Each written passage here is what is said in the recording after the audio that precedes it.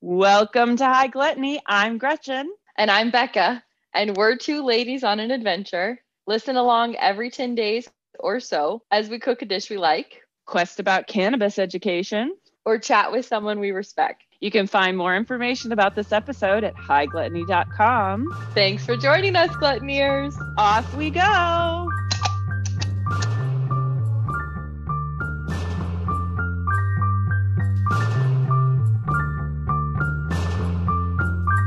Let's get to it. How are you doing this week, Becca? I'm pretty good. It's cold out. It is fun to have it be cold, and I can't figure out how to get the temperature even in my house. The upstairs is burning up and the downstairs is freezing. So other than that, though, it's a good time to go exploring in Las Vegas because it's cold out. So you can actually experience things without burning in the sun, literally. James and I headed to Boulder City and did this hike called the Railroad Tunnel Hike. We went out and you just start on this pretty even, smooth trail, and it starts winding around and you get to see Lake Mead over on your left. And then you all of a sudden turn this corner and there's this huge, massive hole in the mountain just dug out. And I guess they built it in 5 months. It was a series of 30 tunnels or something, and only 5 or 6 of them are still existing. It was just a bunch of crewmen who would use dynamite, but then hand dig out these tunnels for the railroad to come and bring supplies in for the Hoover Dam. So it was really fun. So that's what I've been up to. How are you? Awesome. But this week I am very excited. We've been working on my citrus trees and my collection has grown. 2 years ago, we had planted a few new citrus. I've had citrus since I moved to California and they were living in pots, but 7 years ago, we decided to plant them in the ground and they've gotten huge. So I have this huge grapefruit, huge orange, and huge lemon tree. And the grapefruit tree has done great for the last few years. There's 50 something grapefruit on the tree this year. Wow. But this is the first year we actually have a really good crop of lemons coming in. There's at least 24 lemons on the tree. And I think about the same number of oranges, which I've never really gotten any oranges. So I'm so excited because my orange tree is finally growing. Yay! And I planted a blood orange tree, a kaffir lime tree, and a bear slime tree. They're all very small. Those were planted 2 years ago. And I was really scared that the blood orange tree was going to die, but it's holding on and getting heavy. So we're very excited about that. And the kaffir lime also faced a bit of a setback last year when it got really cold. It frosted off all of its leaves. And so I was really scared that it might die. But that one has also come back. Fun. The main reason I wanted it is because you could use the leaves and the fruit. But since it's chilly today, we are having hot toddies, which brings in that citrus element as well. We got a little lemon in there. And we are making a orange and cardamom olive oil cake. Woo!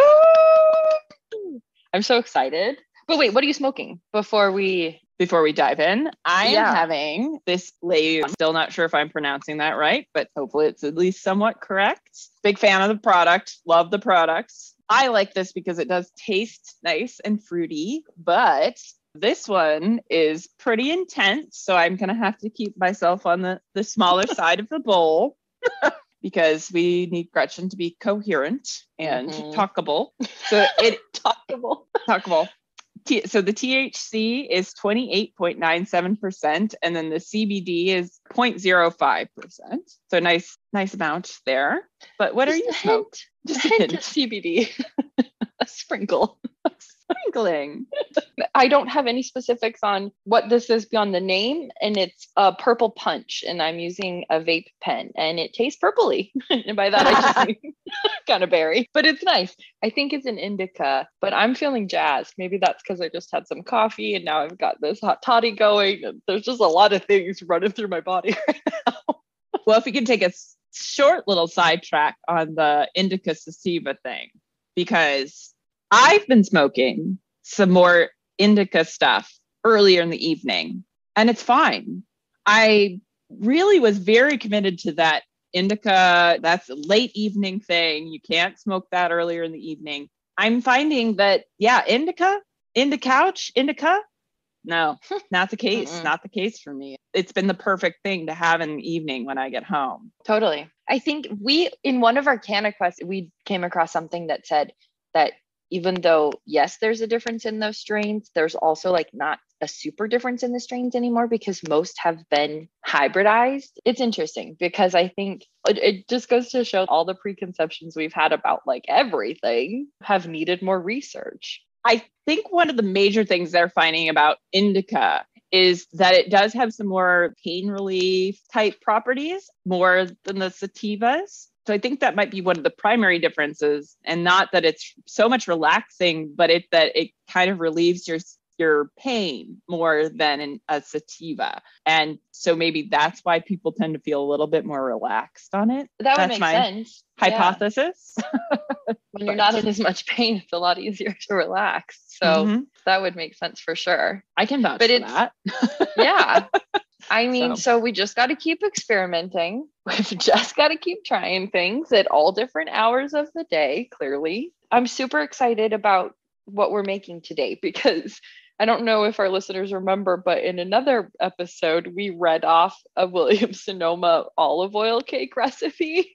And I think it had like 5 different types of berries or something, and all of them needed to be garnished with. It was like a very funny recipe. Olive oil and then berries were the major part of that. We wanted to make an olive oil cake. Gretchen's made them in the past. I've never made them. I'm super curious about them and what the difference is between an olive oil cake and just any other cake you'd find. And we are not doing all those berries though. We're sticking with our citrus theme. And since Gretchen has so many citrus trees just blooming around her, we felt like we needed to take advantage of that and avoid any scurvy potential. And so yes, we will not be getting scurvy today. We've cut up a lot of oranges. At least I had to cut up a lot of oranges because my mandolin is dull. I made a lot of olive oil pastries over the years, especially at that place that we will not talk about because we are not giving them any air because I'm still bitter.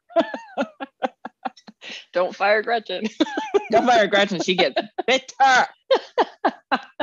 But we did also do some adventuring into olive oil stuff while we worked there together. So this is intriguing to us as a high gluttony duo because we have a baseline for this. Gretchen a lot more than me, as always. But we will be using a recipe from Food 52. It's not serious eats. Holy fuck. It's been a while. We're finally branching, maybe, at least for now. We'll see where Gretchen lands next week, but for now. And like Gretchen said, we can't just stick with citrus. So we're doing orange and cardamom olive oil cake from, again, Food 52. For this recipe, we're going to make some candied oranges. And for that piece, we'll need 1 cup of sugar, 1 cup of water, and either 2 cardamom pods crushed, or a 1/4 teaspoon of ground cardamom, and then 3 oranges thinly sliced. Like Gretchen said, her mandolin wasn't working for her, so she had to hand slice these. Gretchen has sent me a mandolin as a gift that did work, so luckily I didn't have to hand slice, but either way you get to it. So 3 oranges thinly sliced for our candied oranges there. And then for the cake, we'll need 2 eggs, 2/3 cup of sugar, 1/2 teaspoon kosher salt, 1/3 cup olive oil plus 2 tablespoons, and that's extra virgin olive oil, 1 teaspoon vanilla extract, 5 cardamom pods or 1 teaspoon ground cardamom, 2 teaspoons orange zest, 2 tablespoons freshly squeezed orange juice, 1/8 teaspoon baking soda, 1/2 teaspoon baking powder, and 3/4 cup all-purpose flour, and then an additional 2 tablespoons. I was surprised by the amount of flour. How little it is. Exactly. Yes, I was also surprised at the amount of flour, but because your eggs and the sugar, and I think the candied orange peels are doing a fair amount of the lifting on this cake as far as giving it body. This is my opinion. But I also was looking at the recipe earlier, and where I had pasted it on our script, the flour had gone on to the next page, and it was the only ingredient that was on the next page. So I was reading the recipe like over and over going, Wait, how does this have no flour in it whatsoever?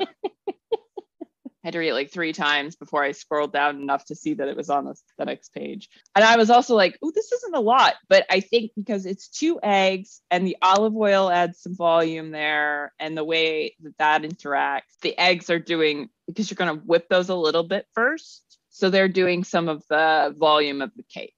And so you don't need as much flour because you just don't. I don't know if that's also related to the putting the olive oil into the cake versus butter, but I don't think so. So you've mentioned mandolin, and we said something about whipping the eggs. What special equipment are we going to need today? So we'll repeat our mandolin, because that was our first special equipment. We are both going to use hand mixers today because Becca's birthday is coming up, and I sent Becca a hand mixer. Yay! So she doesn't have to get the KitchenAid out all the time. I'm so happy. Thank you so much. I love it. I haven't used it. This will be my first christening of it, but I'm ready. I'm excited. And our last special equipment will be a springform pan, which Becca did have to go out and get this morning. Yep. And I don't know if I told you, but the store I went to, it wasn't in the kitchen section. And so I was about to text you and say like, so what happens if I can't find one? And then I'm looking up other stores to see like what time they open. And it was in like a seasonal section. So I did end up finding one, but I was surprised by where it was. I could see that though, because like the primary reason most people buy a springform pan, and how I've mostly used my springform pan throughout my life, is for cheesecake. And a lot of people make a lot of cheesecake this time of year. That doesn't surprise me as much, is because people would be like, we've used it for a couple of things though. And it is really great for when you do upside down cake. I think it is a somewhat nicer option. Sure. It depends though, because you have then run the risk, and it is mentioned in this recipe, of things leaking out of the pan because it is not a fully sealed pan. So you have to be careful on things, especially like an upside down cake where it's going to be a bit liquidy. So you are going to want to put it into a separate pan underneath that, and something flat, like not a cookie sheet, because cookie sheets do not have sides, but you want a sheet pan, which has the sides. You need something that's going to collect the stuff. Don't let it fall on the bottom of your oven, as I've done so many times that, believe me, you just don't want to deal with that hot mess. Literally, hot, sticky mess. Yeah. All right. So mandolin, springform pan, and an electric mixer. The only pan they had was 9 inches, not 8 inches. This one said 8 inches. I think it's fine because I'm pretty sure mine is a 9-inch pan. It does not say on it, but it looks bigger than 8 inches. What world level are you going to guess this is? Because we've got this extra step at the beginning of doing those candied oranges, so we're going to get to play with some candying again. While this is tricky, this is pretty much the easiest version of candy that you can do, and it's fairly foolproof. So that's our one complicated / tricky sort of step today. It's a little tricky, but it's not hard. So that lands us firmly in a world level 3. Because it's going to take a little bit of skill. But as I said, this is the easiest sort of candying. And I'll be anxious to hear your world level assessment at the end, Becca, to see if you agree, if it's a 3, or if we can maybe drop it down to a 2, because it's not that hard. I'll start at a world level 3, because for me, this is pretty much a world level 1 activity, the whole thing. But I know baking is not easy for everyone. So we'll have to get Becca's impressions at the end.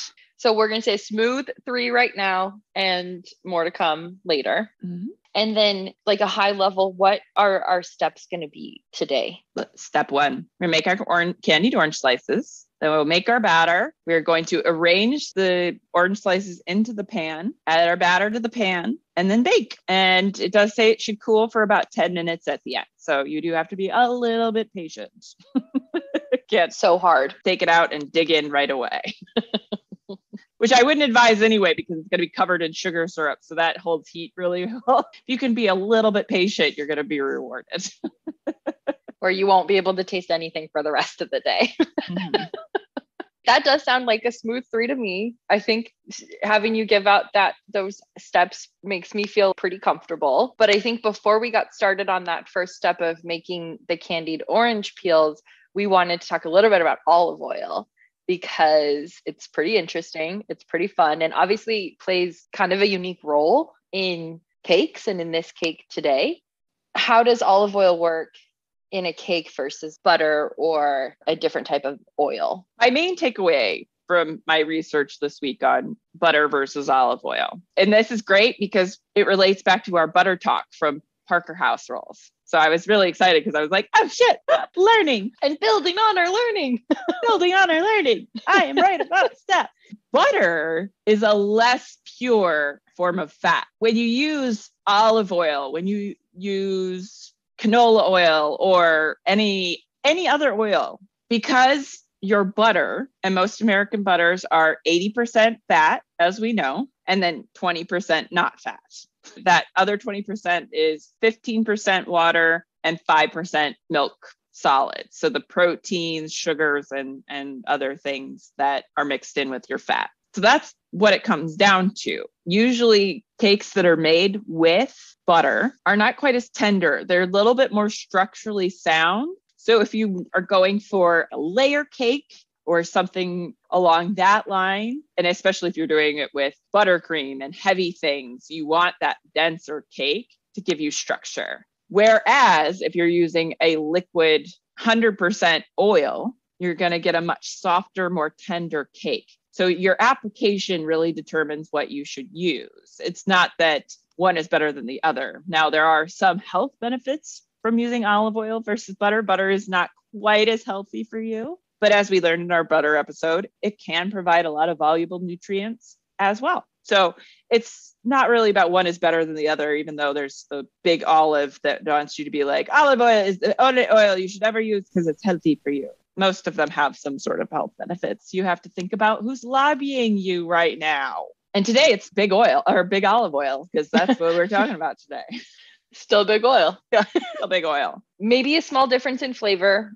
And most importantly, the difference, though, is the capacity for butter to help be like, what do they call the boards block. In your wall? Yeah, like drywall or drywall. But I think something like that. The real analogy is more akin to like mortar between bricks, just helping it be a little firmer. Yeah. Okay. So that was the big primary difference, is so that you have, when you have more fat, you have more fat, and it makes things more tender.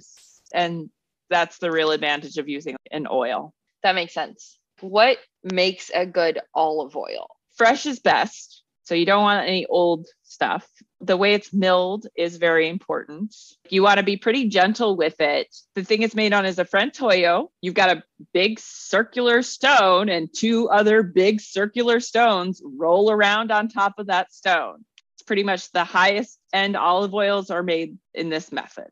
Even though it's like huge slabs of stone, it is a gentle process of just easing out that oil from the olive itself. And the olive is interesting because you cannot just eat an olive off the tree. It tastes fucking disgusting and it's not good, right? You have to cure it. It's one of the few things that, like, who the fuck discovered this in the first place? I remember that was one of the funnier points of my tours, where it was always talking about the who the fuck came up with this. But olives that are turned into oil are raw. Thank you for making that distinction. Yes, but they're not edible on their own. And then you can either cure them whole or you can turn them into oil.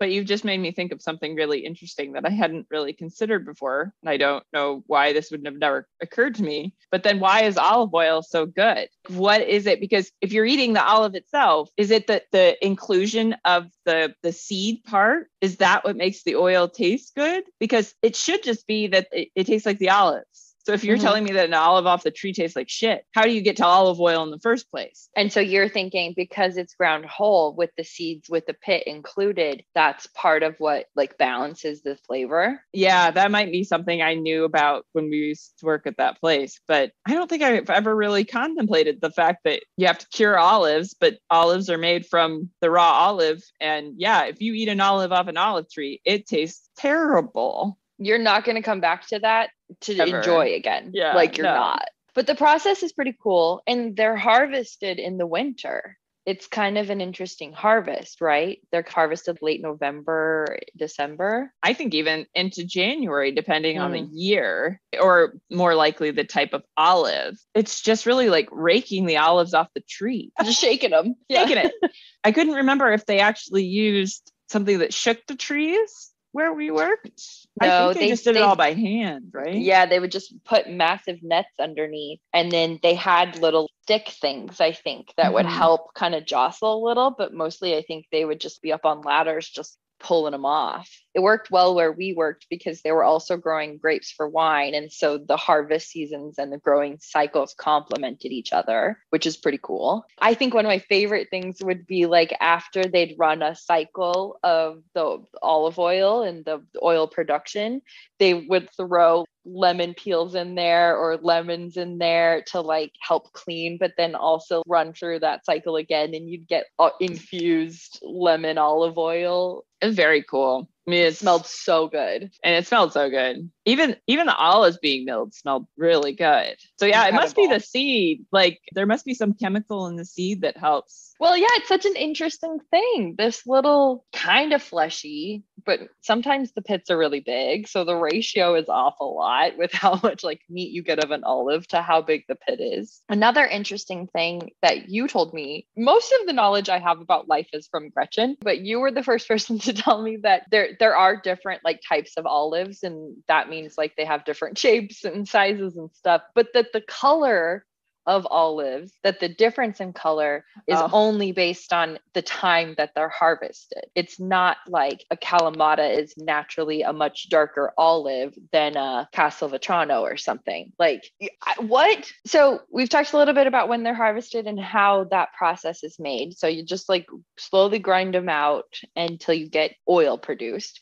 And it's a really small amount, right? It takes a lot of olives to get a bottle of oil, and we used to know specifically. I used to know that how much that was.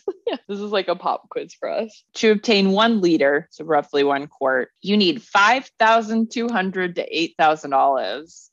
That's a lot. A ton of olives yields 35 to 50 gallons of oil. Wow. So that's pretty significant. Whereas a ton of grapes does 150 gallons, so 3 times the volume from grapes when you're making wine. And that was all very relevant when we were talking about wine and olive oil. Yeah. So a lot of labor to get the bottle of olive oil that you have sitting in your kitchen, but there are different degrees of quality and standards for that. I think it was also working there that I came to know that there are not really any sort of like real requirements for what extra virgin and organic and all of those labels mean for olive oil in a lot of places. And so you can have a bottle that says like, hey, it's super fancy, but no one has really vetted that they are actually the super fancy olive oil. Or even all olive oil, because there is a huge amount of olive oil fraud because it is such a low yielding thing. You have to be really careful about where you get your olive oil from. I would assume that it's a lot harder these days to have olive oil fraud. Sure. Because there are people that actually check shit, you know. Sure. There are agencies for that now. But there is still a fair amount out there. Yeah, it's sometimes hard to know what exactly is in your olive oil bottle. What does extra virgin mean? What does extra virgin mean? Like, how do you know what does that even mean? To be clear, there is no extra virgin. Okay. It's just extra virgin, and olive oil. Extra virgin, again, no legal meaning behind this. This is just this is what we've decided it means situation. We just all agree. Extra virgin should be the very first oil that comes out from the mill. So the way that the Frantoio has like a little bit of, forget exactly the whole system, but I believe that the mill is angled in and it sort of travels in and out through a tube. Well, this one was also then connected up to a centrifuge. So I think it had like an extra step. But if we try to describe the Frantoio, it's basically like 3 orange slices, if you will. And you've got 1 slice horizontal on the ground. And then you've got the other 2 slices perpendicular to those. So these are vertically aligned, and they roll around on top of the horizontal slice. At some point, the oil that's made trickles out somehow. It's really just the first oil you get out of crushing an olive. So you can keep crushing an olive and getting more and more oil out of it. And so the first stuff that comes out, that's what you would hope is your extra virgin. So that's the first stuff, the really pure, like first Not round. even doing hand stuff. Yeah, not even doing hand stuff. Your preteens, hopefully not doing any hand stuff. Then the longer you keep milling the olives, the more oil will be released, but you're having some damage that's coming from the friction of being crushed, even in this frantoio situation where it's a very gentle machine. So that's the next run of stuff is your virgin. And then once you kind of hit the end of that and you keep going, that's your olive oil. And usually that is what you use if you want to cook. If you're cooking with it, it should just be olive oil. You don't want to use your extra virgin or your virgins, maybe virgin if you're fancy, but you're paying money for those virgin and extra virgin classifications. So you don't have to cook with them. And best not. Like your best flavor is going to come from not cooking those. They're meant to be eaten raw, used as a dressing, drizzled on some bread. That's what you want your extra virgin for. You can use the hard ridden stuff for your cooking and such. Mature. Yeah. You're mature. So how can you tell the difference? And if you're looking for quality in a grocery store, like how do I know I'm buying a good oil? I mean, it's better if you can taste it, because one of the qualities you want to be looking for is freshness, even more than do I want regular olive oil or do I want extra virgin? You should taste your olive oil, make sure you like it. It's a good idea to like your olive oil. And what should it taste like if it's fresh and good quality? So the fresher your olive oil is, the more spicy it'll taste. And that's just the antioxidants being very fresh in there. They produce this sort of spicy sensation. I think that's right. Like a peppery kind of thing. Yeah. And as it gets older, the flavor will mellow out and eventually go rancid. Typically, olive oil lasts about a year, maybe 2. You really want to be finishing your olive oil sooner than later. And the fancier it is, probably the more quickly you're going to want to use it. So sure. And you don't want to store it like right next to your stovetop where it's hot. You want to try to keep it in sort of a cooler, darker cabinet or something that's out of the sunlight and not right next to your oven heat all the time. Especially your extra virgin. Like your eating oils should be far away from your stove. I'm careless. I just keep everything in a cupboard next to my stove. So I'm actually doing the worst thing possible, but I go through oil pretty quickly. So I'm not as worried about having things go bad. It's the stuff I put in my pantry that I'm trying to keep long-term. That shit always goes bad because I'm good about it. Well, yeah, there you go. What else do you think people should know about olive oil? I don't know. I feel like we covered a lot of territory. I mean, really, really rich in antioxidants. It is good for you. So baking with it is a good option. Lots of vitamins, lots of omega-3, right? I think, yes, that's right. That was probably why when we were working in that place, I was always downing the olive oil. I was like, it's good for me. I know, yeah. We actually used to have to lead olive oil tastings. And we thought it would be kind of fun to kind of relive those days a little bit and do a little olive oil tasting together right now. So I am going to start. This is California extra virgin olive oil. It's just got a big O on the top of it. First cold press. So I am actually using extra virgin in my cake today because early this morning I did taste the existing olive oils in my house and they were too bitter. So I was looking for something a little more mild. And the suggestions in the articles was to do something that's with an arbequina. Oh. So I have an arbequina based one with Koroniki and Arbosana, which I don't think I've heard of that one before. So mine is a blend, and it's always nice when they do label what is in the bottle. So your more reputable places will label like what type of olives they're using. It should also have a packing date on it. And so you want to look for something that's relatively fresh. Because, yeah, you can't stand in the store and actually taste olive oil, which is sad. I recommend going places that sell olive oil and tasting the olive oil because it is pretty fun. So she's pouring it just into a little small rounded glass. And so lead us, Gretchen, how do we taste olive oil? This is kind of an unfamiliar thing to a lot of people to just sip oil. So what are we doing? So what you want to do is you want to smell it first. It's a lot like tasting wine, which is nice because we would take people through the wine tasting and then we go, okay, now you drink your olive oil. And they would look at us like we were completely insane.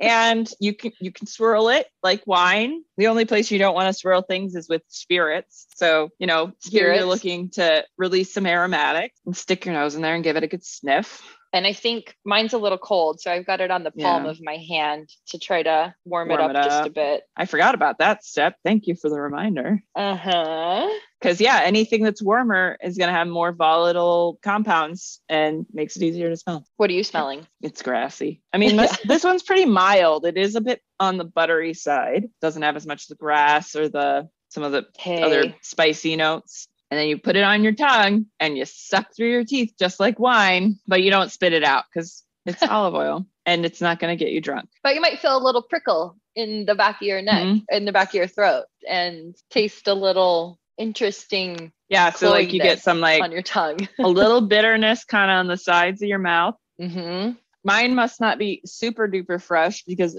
it's not terribly spicy. It is coming through a little bit here though. Wow. No date whatsoever. That's surprising. Mine has a date. It's from Spain, but it doesn't have the olives listed. It does say a blend, but I wish it had it listed. It's probably a field blend too, so they may not even know. That's all gross. Totally. But it gives storage instructions and it says that we have a long tradition of making high quality olive oil. This is why we voluntarily implement for our extra virgin olive oils with stricter physical and chemical parameters than the ones established by the International Olive Oil Council. So that exists. Yes. There are some regulating bodies, it's not all the Wild West. I mean, so I've got this one. Yeah, this one doesn't have any credentials to it, but I do have my 365 Market Whole Foods olive oil.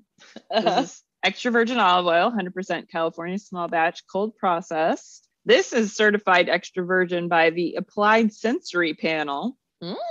And it does have a seal of the Olive Oil Commission of California. I don't know much about that body, but fine. It is labeled that it was produced in October and November of 2020. So this oil is about a year old, and it has a best by May of 2023. So they're giving it a couple of years. But I'm going to taste another one because I'm extra virgin. Extra virgin. And then you'll have to talk us through our first step of candying our orange peels. Oranges. So I should probably taste this fast and get on with it. The olive oil portion of the show is wrapping up. Get over it. It's only been 45 minutes. So that one's a lot more woodsy. It's got a more woody flavor to it. It's not as mild, which is why I was like, I got to go to the store and get more mild olive oil. Because if you got something really pungent or really bitter, it is going to add those flavors in. And while I like that quality and it's really peppery, love that quality in a salad and things like that, I wouldn't want to necessarily use this 100% for a cake just because it is so intense. I feel like it would kind of fight the other flavors in my cakes. That's why I'm personally going with more mild olive oil for this one. That makes sense. And it does make me think that there's a lot more stability with the other oils and butter because those are probably going to taste a lot more similar, more consistently than your olive oil is because there's going to be different types of production and different locations that it's coming from. And that's still going to be the case with other oils, but it feels like the mysterious blends are always going to play a role. And that's not always going to be the same with like grapeseed oil. No, grapeseed oil is pretty straightforward. It's from grapeseed. What a memory lane. And then I always remember if there was any left in the jar, you would just grab it and put it on your hand a little and rub it into your hands. Yes. So, because it is a good moisturizer. Clinton, I learned so much from Gretchen over the years. I'm an educator without the credentials, I guess. You're credentialed to me. And talk me through candying our oranges. Our main purpose with the candying of the oranges is to remove some of the bitterness out of the peels. So cooking it helps break down some of those more bitter components and making sure that those get cooked really well. The author of this article, or this recipe, Carolina Gellin, Gellin. She mentioned that cakes with citrus in them, that if you have like big pieces of citrus peel, it reminds her of like pétillon and things like that usually have a lot of citrus peel in it, and it's not always super pleasant. Just like a bitter chunk in your mouth all of a sudden. Right. And it also tenderizes those peels and breaks things down, activates the pectin a little bit, and makes the whole experience a lot more pleasant. And saturating the orange with a bunch of sugar. You use a very similar process when you're doing like candied peels, but you just use the peel versus the whole slice of orange like we're doing. This is a very visually appealing cake. I'm pretty excited about this cake, actually. Me too. Because you're really just making a simple syrup and then adding your orange slices. And simple syrup is water and sugar. Okay, so we'll use a saucepan.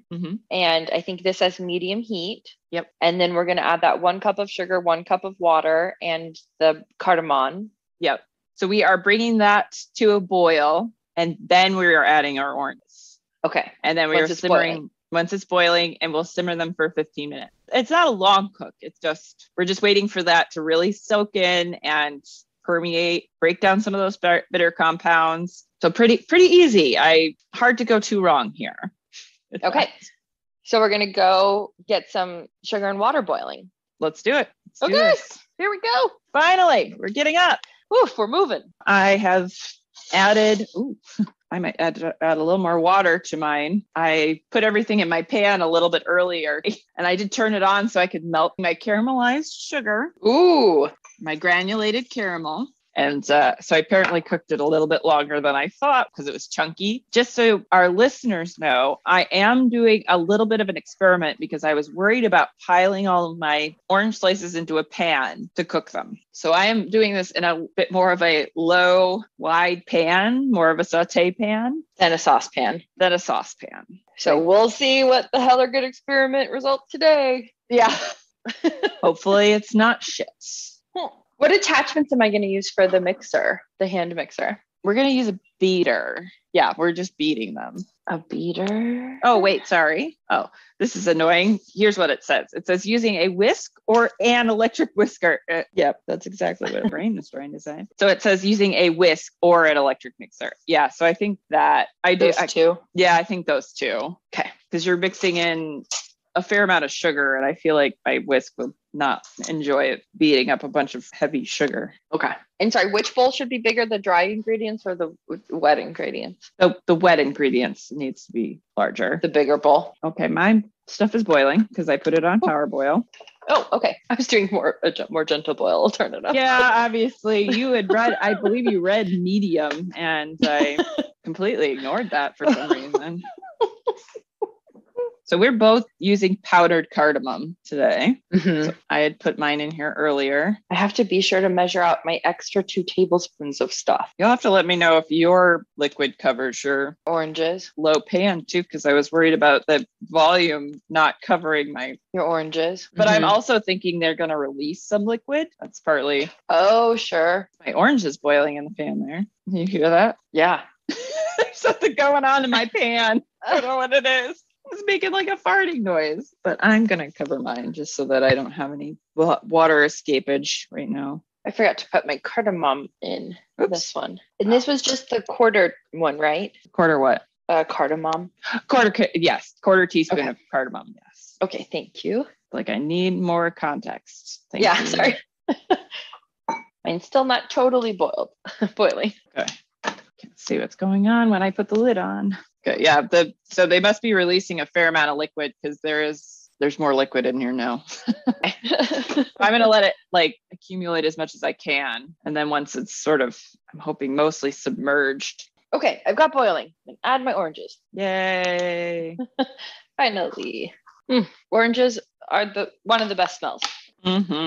So it does basically cover them. Yeah, it's working on it. Not 100%. I might have to do a little gentle moving of some slices. move some of the top ones down, move some of the bottom ones up so we get some more even coverage. So add the oranges once it's boiling and then turn it to medium low. Okay. And simmer for 15. And then you said you put a lid on yours just to keep some of that moisture in. I did, yes. What's next? It's on to our cake batter. All right. Can you talk us through the first step for the batter? I've got my sugar and eggs and salt in a bowl, and I am going to beat them with my electric beater. So that's the first step of the batter making. We've preheated our oven too, also to 345. Right. Yes. So our oven is ready. And then that's 2 eggs, 2/3 cup of sugar, and a half teaspoon of kosher salt. Are we ready? Almost. I'm putting in my whisk Beaters. Here we go. And what are we looking for? It's supposed to be whipped until it becomes pale, light, and fluffy. How long do you think that'll be? At least 2 to 3 minutes. Okay. Maybe a little bit longer. We've been beating for probably about 2 minutes now. Mine's pretty light and fluffy. Got 4 minutes on the timer now for our orange slices to be done. I'm going to remove my lid as well, since it looks like they've released a fair amount of moisture at this point. Yeah, mine are swimming in liquid. Maybe I was very wrong about how I did this. I got very worried, so I'm learning my lesson. Well, it just feels like a lot of liquid, so I'm not sure that I'm doing that right. No, you are. It's fine. Okay. Because it did say, like, our goal here is mostly to cook the oranges. That's our main goal. And the peels kind of in particular, like you said. Yes. Get rid of that bitterness. Yes. So the amount of liquid you have left over, not super important. Okay. Because that just delicious. Yeah, it's just something good for you. I'm looking for more translucidity, but I'm wondering if I don't really need to get them that translucent because they are going to continue to cook when you put them in the oven. I was wondering if we needed to take these out and dry them, but it looks like we're just going straight from the syrup into the pan. When they're hot? Well, we'll give them a couple minutes to cool. Okay. We still have to finish making our batter. Okay. I think we can accomplish our next bit before the timer goes off, although it's only 2 minutes. Will it hurt it if it cooks a little longer? Like if we just turn it off the heat? No, I think it'll be fine if we turned off the heat. So let's do that. We'll turn off the timer because it just clicked over to 1 minute. So we're good. And yeah, I'm going to leave the lid off so that there can be some evaporation, and hopefully we've cooked them off on the stove. Okay. So back to the batter. For our batter, we are going to whisk our egg mixture that has the sugar and salt in it, slowly drizzle in the olive oil and wait until that's fully incorporated. So we will then add our vanilla extract, orange zest, orange juice, cardamom, and baking soda. And you can mix together everything except for the baking soda and just have that on hand while you're making this. So if you're measuring out your stuff, you can mix together your vanilla extract, orange zest, and orange juice and cardamom. And then when you go to add it to the mix, then you can add your baking soda at the same time. And immediately after adding our flavor component additions, we're going to add our flour and baking powder mixture, which will have been whisked together. And we're going to fold that in gently. Okay. So just like a 2-step kind of thing, except for we're pouring the olive oil in slowly and then adding some ingredients. That's kind of 2 steps on its own. But then the actual second step is adding the flour. Right. And we're going to use the mixer again for the olive oil part, at least. What speed are you going to do? Probably 5, because you can beat it up still. Okay, I have a quick question for you. So you said mix everything up except for the baking soda and then add the baking soda in and use like a spatula to combine. I use the mixer for the baking soda. Oh, but okay. For the flour mixture, then I use the spatula. Oh, okay. So I just need to add my baking soda then. I'm almost done. Do a little scrape around the side of my bowl. That's done. Yay! All right. Hand mixer. Oh, we're gonna sift the baking powder and flour into the eggs. I don't have a sifter. Can I use do you have a little anything like this? A mesh strainer? Mesh strainer. Okay, perfect. Got it. That'll work. It's all you need. Okay. Yeah, you don't need fancy sifters. This works perfectly fine. Okay, perfect. Okay, so we're sifting in that 3/4 cup and 2 tablespoons of all-purpose flour. Oh, yes. I thought you were going to say 2 tablespoons of baking powder. It's like, no, not 2 tablespoons of baking powder. No. And then half a teaspoon baking powder. Yes, that's a much better ratio. So are you kind of like sifting in a little bit and then mixing it? Actually, I just read it again and it just says to sift it onto the egg mixture and gently fold in, not and doesn't say it in stages. So I'm just sifting it over pretty thoroughly over the top. Okay. And then I will mix it from there. So I'm going to do all my sifting at once and then fold away. I see. So I'm done sifting. And why do we have to sift? What is this doing? So that's mixing together that baking powder and flour so that it's distributed evenly in there.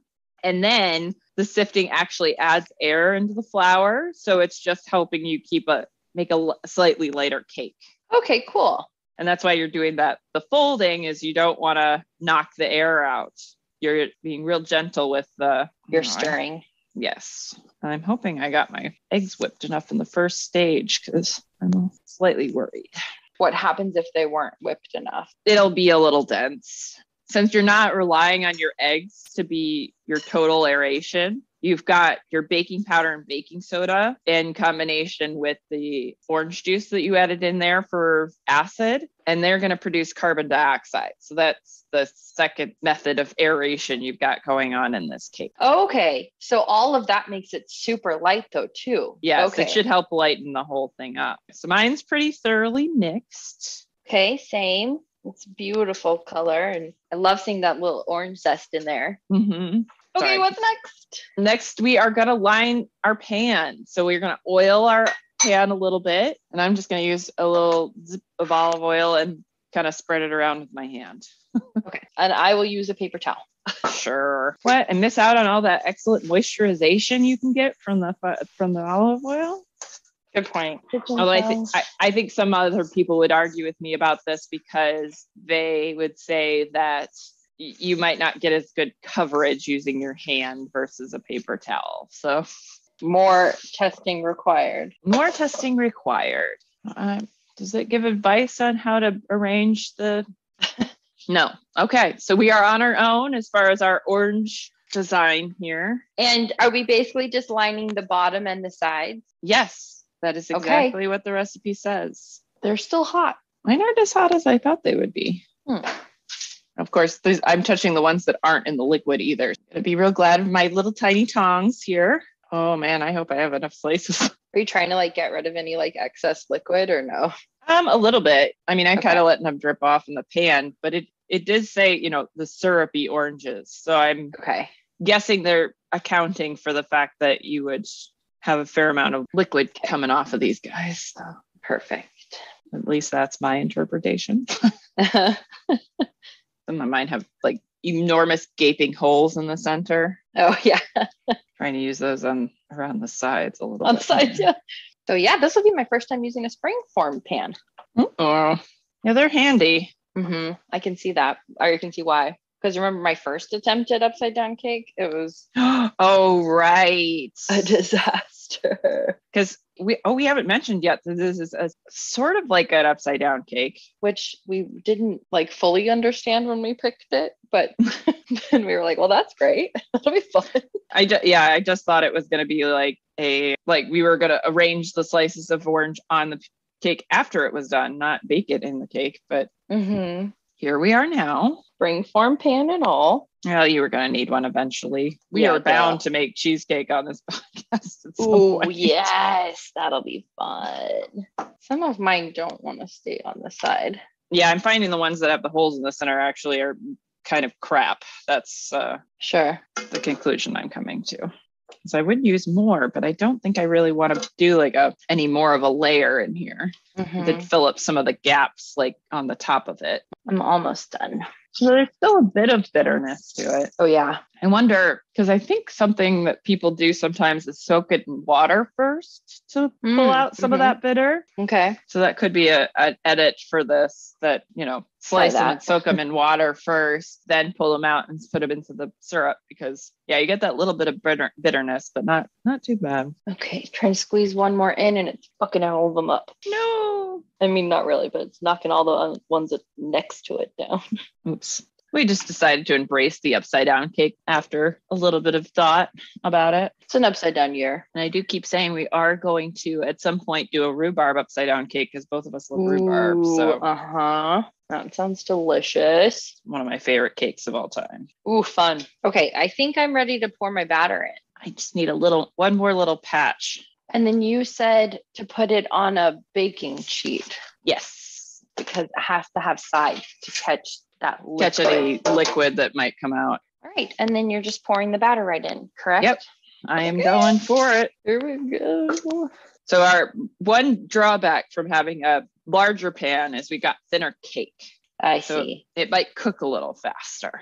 Okay. So we'll need to sort of factor that in. And I hope my cake at least comes part of the way up the pan from the oranges. Just gonna have oranges crumbled on the sides. I'm interested to see how much more cooking the oranges do in the oven. Batter's good. All right. Are you ready? Pretty much. 1 second. I got sticky fingers. Oh, that batter's good. Okay. I'm ready. Let's go. So this is supposed to bake for 30 to 35 minutes. So I'm going to set a timer for 25 minutes. Okay. Since we both are a little bit large. Mm-hmm. Yeah, it barely came up at all on the side. I know. Shit. Okay. Gretchen did the toothpick check already, so I'm about to do mine. It's a bit of a pale color, but yeah. Yeah, definitely paler than I thought, but mine came out clean too. Really pretty. Pretty. Yes, it's nice. Although the batter did not cover up all of the oranges on the side. Yeah. A lot of mine just fell over onto the top of the batter, so they kind of cooked in, which is pretty, but mine some of them are just sticking straight up on the side still. So I'm going to brush mine with some syrup now. Okay, so I don't know if we said that officially. So the last step then is to take the remaining syrup from the orange candies and brush the top. Bottom top, yes. I'll probably brush it one more time before we flip it over. But while it's hot is a good time to brush it a little bit just because it will soak in a little faster. And all over the top generously or? Yeah, be pretty generous with it. It's just going to soak in and soak down. Cool. Through the cake. I'm just like in a Zen moment right now, brushing the top of this cake with syrup. Totally. And it smells so good. So it's just like very relaxing. Got 10 minutes until we need to let it cool at least 10 minutes before we flip it over. Okay. So we are about to unmold our citrus cake. So I got to give Becca a run through on how we do this springform pan magic here. Nice thing is mine looks like it's kind of come off the sides. Mine's a non-stick pan, so that helps a little bit, but it seems like my oil has done its job. So hopefully we're going to release this latch. Mine just separated from the sides. We're going to take the sides off the springform pan. We're going to put the plate on top of the cake, and then we're going to flip it over. Okay. So I undid the outside of my springform. So I flipped the little tabby thing. It comes off, and I lift it out. Oh, one of my oranges fell over. Sad. So I flipped the plate upside down on top of the cake. Then I flipped the cake like so. Ta-da! And then pretty. Wish mine didn't have a pattern on the bottom. Maybe it'll smooth itself out. I guess I needed to cook the slices longer in the syrup because they don't look as translucent as hers did in the pictures of her cake. That came off pretty easily. Good. Oh, beautiful. Looks very nice. All right, let's take a bite of this baby. Okay. Ooh, mine's got big old holes in it. Interesting. In the cake? Yeah. Huh. Like a lot more. I wonder if my second edition of baking soda produced some bigger bubbles or something. Oh my. This is delicious. Mm-hmm. So I do think I would probably just do a quick soak on the orange slices to try and draw a little bit of that bitterness out and cook them a little bit longer in the syrup. I see. Because it could be more tender. The slices could be more tender. I mean, they're really nice right now, but yeah, mine are pretty tender, and I actually kind of like the texture. It's just a teeny bit of chew. Mm-hmm. The flavor's so nice, though. Mm-hmm. The orange is lovely. This is so good. Well, either that or go with not oranges like mine, but with oranges with some thinner skin, maybe. Mm-hmm. Some oranges with a little less pith. There you go. I wonder if that would help too. Yeah. Well, amazing. Citrus olive oil cake in the books. It's beautiful. And it is really tender. Yeah, it's super soft, but it's not squishy. It's just nice and buoyant. Mm-hmm. Mm. Yeah, that's real good. Okay. All right, Gluttoneers, we'll be putting the recipe on hightgluttony.com and sharing some pictures on Instagram and Facebook. I think that's it. It's our social media. So join us there, like and subscribe. Yeah, just like us on whatever you're listening on. Subscribe, subscribe. It helps a lot. And thank you for joining us, Gluttoneers. Hooray! Off we go. Off we go.